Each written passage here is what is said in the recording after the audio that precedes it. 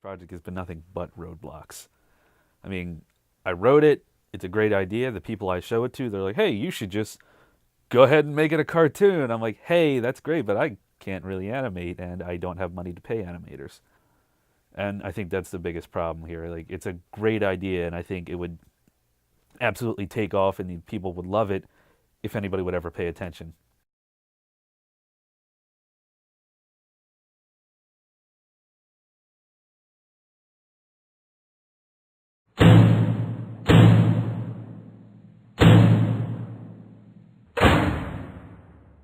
Ah, action hero, my old...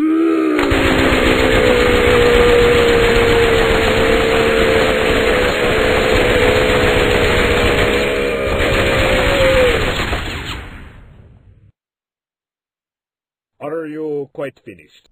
Hang on, wait, I got a sidearm here. Ah! Oh, knock it off, you idiot. You're not going to be able to shoot me. For you see, I have brought my force field that blocks lead bullets. Ha ha ha ha!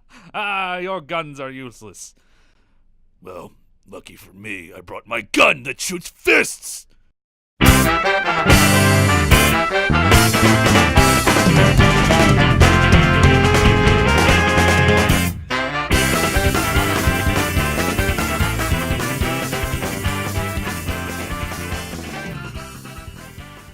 The idea for Heroes Anonymous started way back in my early uh, career of being a cartoonist. Um, I was just starting to learn how to draw. I was just starting to get halfway decent at it, and now I'm like three-quarters decent at it. But I was heavily involved in these things called OCTs, which are original character tournaments on the DeviantArt network. And as soon as I started drawing the comic for it, just Captain Kaboom was forefront, first character, no, nothing before him, nothing after him. That was it. And then when I started drawing the comic, I thought he needs a sidekick. And it was originally going to be a little dog, like a talking dog. I was like, I can't draw dogs, so I drew a cat instead.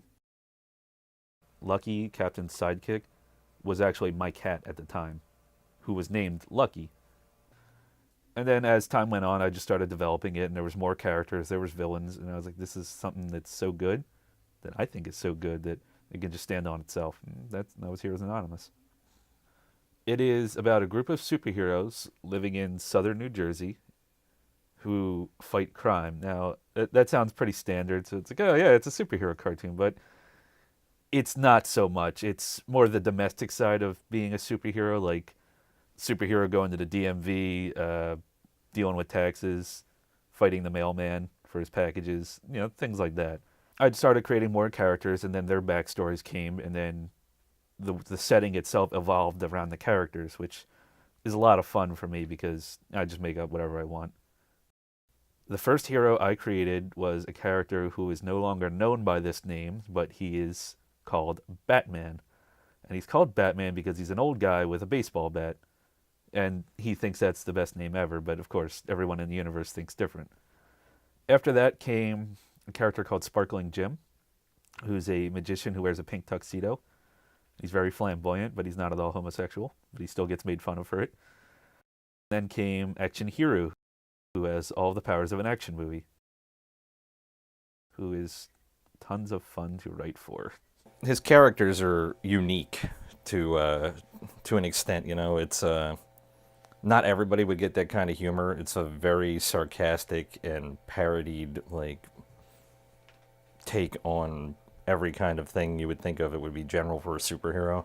I discovered Jonathan's creativity when he was I would say about 10 or 11 years old, a little late. He probably had it a lot earlier, but he never shared it with me. He started to draw this one little character. Unfortunately, he can't remember what it was nowadays, but it looked like a bunny, a cross between a bunny with floppy ears and a big smile on its face.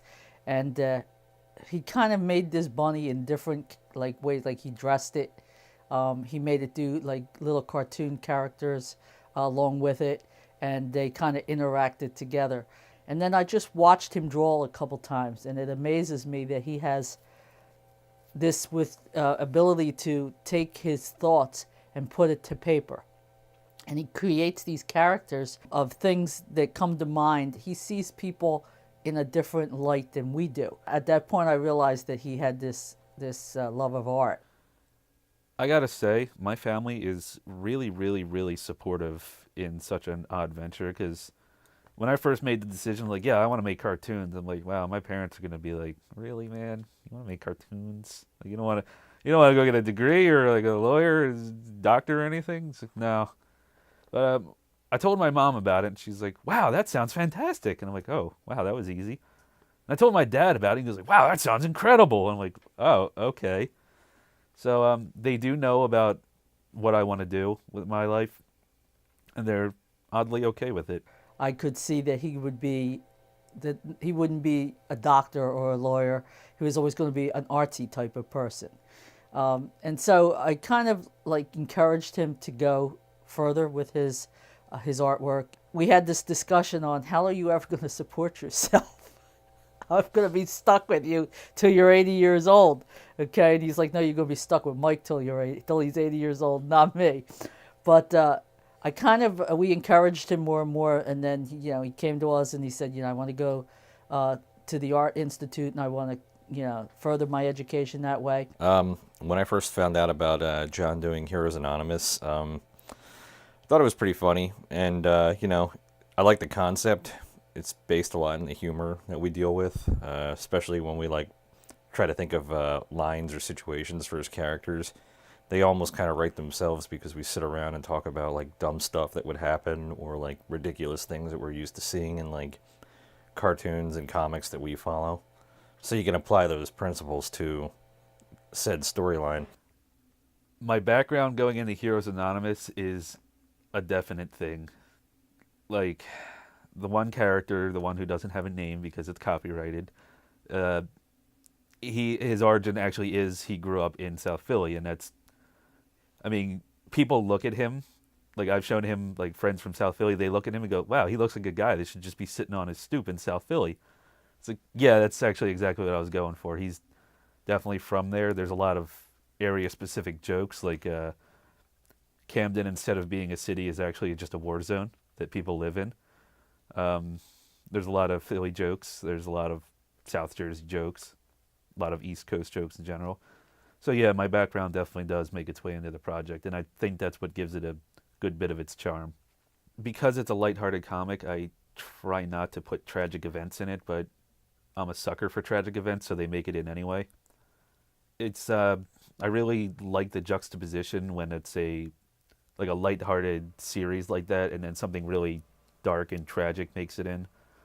One of the characters deals with the loss of her father, and it's I really tried it to be a big thing, and I guess sort of when Poppy died, it was sort of some of that in there. There's not enough time in the day to tell you what kind of man Poppy was, but because it's supposed to be a comedy, and I try not to do that too much because you can mess with the genre and turn fans off from that, and it's really a delicate balance with that. But yeah, tragic events do make it into Heroes Anonymous out of personal life experiences.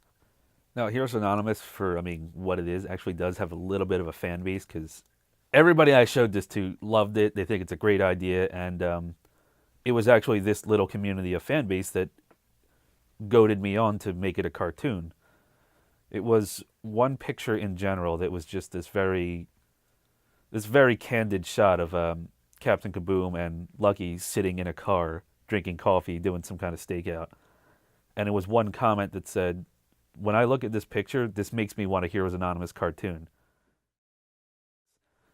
So then I just decided I'm going to make a cartoon. And then I found out that in order to make a cartoon, like a professional quality cartoon, you need to know somebody who knows an agent, who knows somebody who knows important people.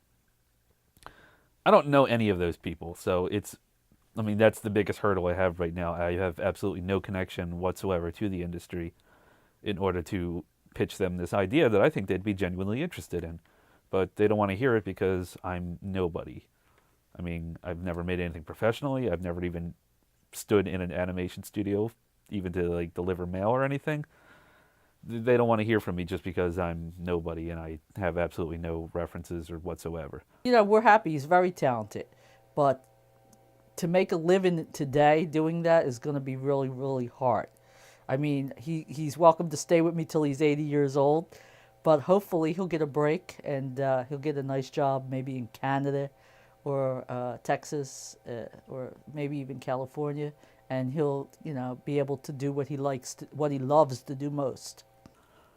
It really does become overbearing at times where you just try and try to do this project and people don't even want to give you the chance. It's like I discovered the idea to world peace and nobody wants to hear it because they think world peace isn't that great to begin with. But I mean, like I said, it's a really great project and it just needs to be given the chance. And I'm really running out of options to give it a chance. It's really at a stage now where I just need something to click or else I can't do this project.